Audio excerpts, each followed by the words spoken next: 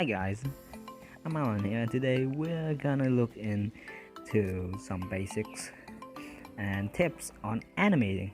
And this isn't just for like just stick notes, but it's gonna be for like most animating program also.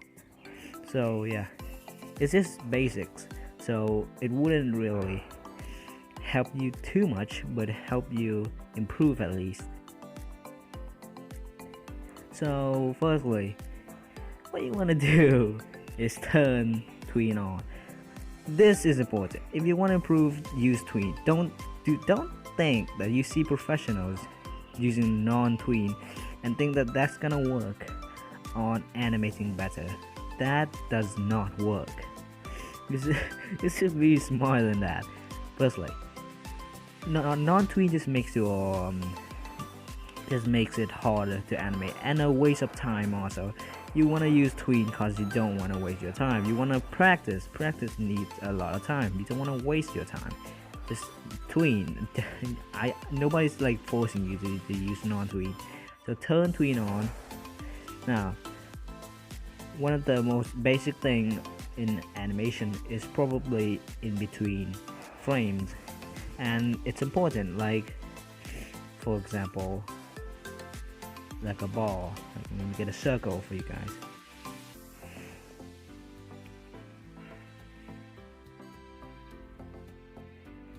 So yeah, so I learned this from a couple animators. So yeah, this is a good example of what in between frame would do. So just move like this. People would think, oh, I do like this, I have tween on, so it's gonna move in a pretty good speed. No, it's gonna be too fast, and sometimes it doesn't. If it doesn't go according to plan like you wanted, it doesn't go slow enough, or it went too fast, then maybe the people would think that they have to change the FPS. But no, you don't need to do that. You only need to go like this, make a between frame, okay? But you don't need to use this button. You don't need to use that. You only need to put it somewhere that makes it a good in between frame, so it will be slower. Now you see it's a little slower. Oh, if that doesn't suit your mind or something, do it again, and it goes a little smoother and a little more slower, and that might be a good speed if you want something like that. And that's for the in-between frame. It makes things slower. It makes things actually has a movement inside. For example, like, okay, so I see a lot of people thinking this is how you make a walking cycle. You just put down the stick figure on the ground like that. Many people usually do this, and then they make a second frame, then like this. Many people abuse that between frame, especially that button. So many people are confused, like, why doesn't it move the way you want it? Look at that, it's too fast. Oh, but then you think, like, oh, I need a between frame, I need to do this. Well, no, okay, that doesn't like work like that. It looks weird, and it just looks like the stick figure's feet is just sliding on the ground, and it looks kind of painful, to be honest. There's a lot of friction on that. So what you do, you don't only just use that button, you have to actually move your legs up. Oh I don't know which I don't know which leg it is. Okay, so it's that leg. Okay, a walking cycle needs to have some different movement than just sliding your legs on the ground. No, that doesn't work. Now, as you can see already, it has improved a little bit, but that's just some examples. I'm not gonna like animate in the whole entire walking cycle. That's terrible. I don't want to do that. Now, on the second basic is easing. Like, of course, anybody would know easing by now if you're an animator and you wanna animation something smooth. You have to do some easing.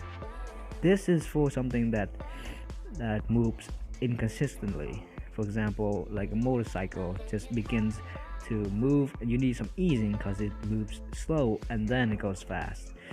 And now this, I'm getting an example of a ball. This is also an example I found on some tutorials. I'm just gonna put it in a basic because why would you make a whole tutorial on easing? That's terrible. So of course you need some in-between frame to make the easing, but this time you don't want to make it consistent. This makes the movement consistent, so it moves in the same speed. So you want some easing. You do this,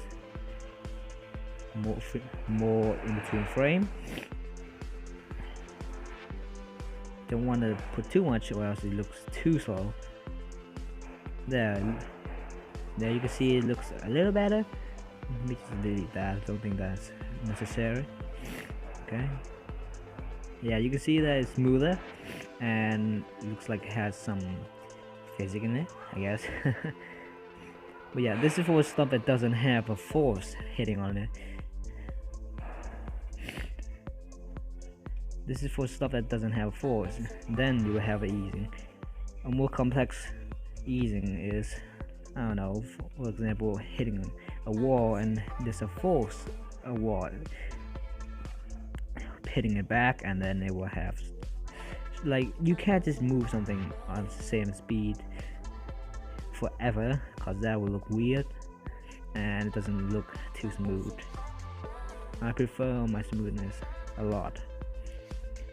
I care a lot about the smoothness, okay? So let me just animate this part a little bit.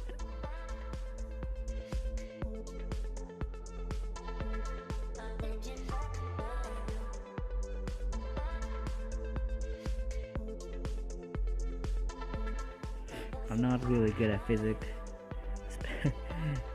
I'm not a professional at it, that's why I don't really do that much. If I want to do good physics, I need a lot of time.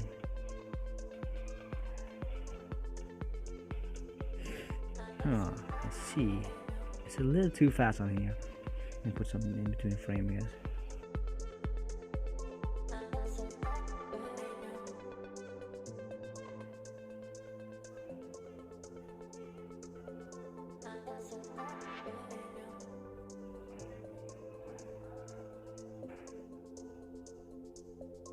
It looks okay so far.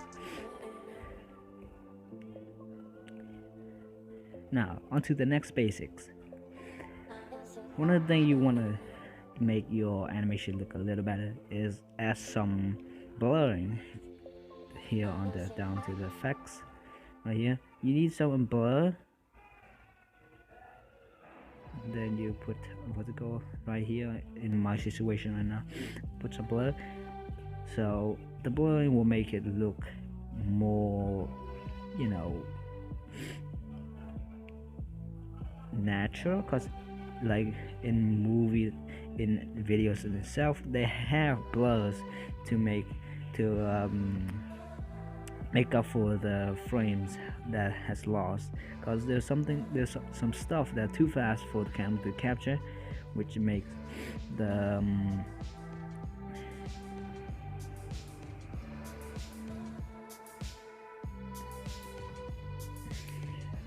makes the video to be blurry, which makes the motions to be blurry, and you can't see some stuff. That's because of the speed of it. It's too fast and there's not enough frame to actually cover it all. So there's some blurring. So blurring is pretty important.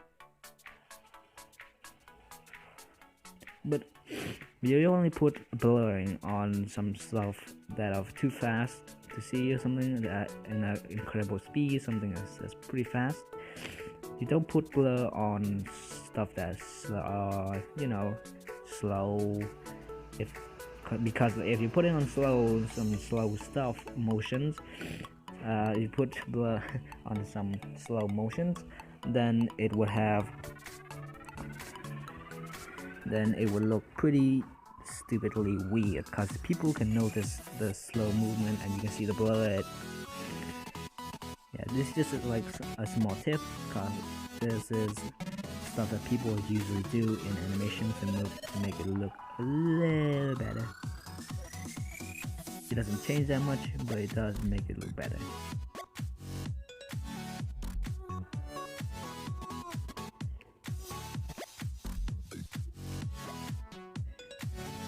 On to the next tip. If you want to make something that has a big force, a big impact, then you want to move the camera a bit. I don't care where the camera moves. Just make a frame that the camera is different,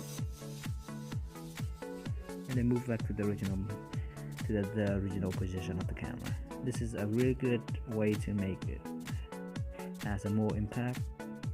But right now in this animation, the background is white, so you can't see much. You can't see the movement. So it's kind of pointless in this. So you should make sure that you have an actual background, or else it looks like shit.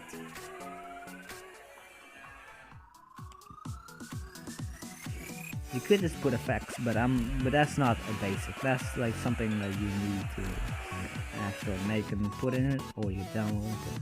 That's not a basic. That's something you need to do. It's like something that you don't do when you're practicing. That's something you just have to put in if you want it to look better. Okay. But like, right now the camera, you can't see it much. So let's try put it down here. Force down. Doesn't make sense, but like, yeah, you can't see it much, but it's fine. Yeah. Now, that's the basics that I know and have learned across the couple years of animating. Now, I want to show some tips that I actually found out myself that works pretty fine. I'm only gonna show like one particular tip, and I find it useful for animating. Like, if you're pretty lazy and you want to do something, that's fine. Like this. If you wanna do a motion that's, for example, a stick figure raising his hand up, you don't want to make it, ease too much, and you wanted to make it like he's resisting the force. This is how you do it. So firstly, move the hand off. I usually bend the arm like this, so it's kind of, you can see I didn't put too much easing.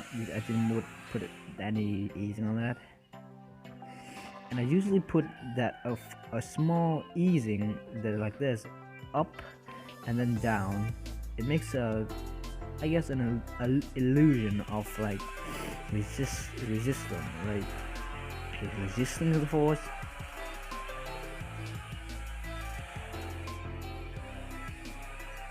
And it looks more natural than normal.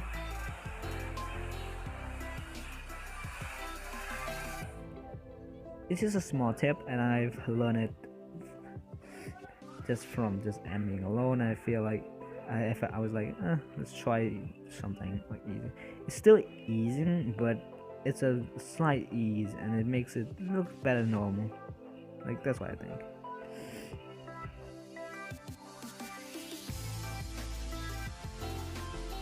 Put that much motion.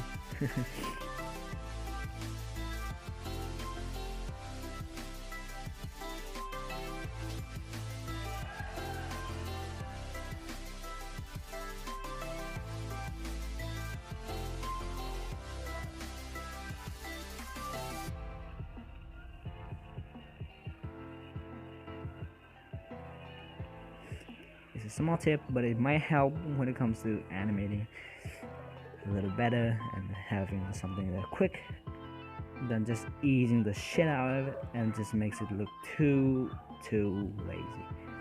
That's just my tips for now, and that is the end of the tutorial. I hope you enjoy it, because I did took a long time to find the basics and stuff, just because you really want me to make the basics. Look, the basics is easy. You can see that this tutorial from like many other channels, and yeah, I know this is kind of off some of it, but it's fine enough. You guys might learn a couple things from this, or maybe not if you guys are all professionals. But yeah, I guess goodbye. Bye.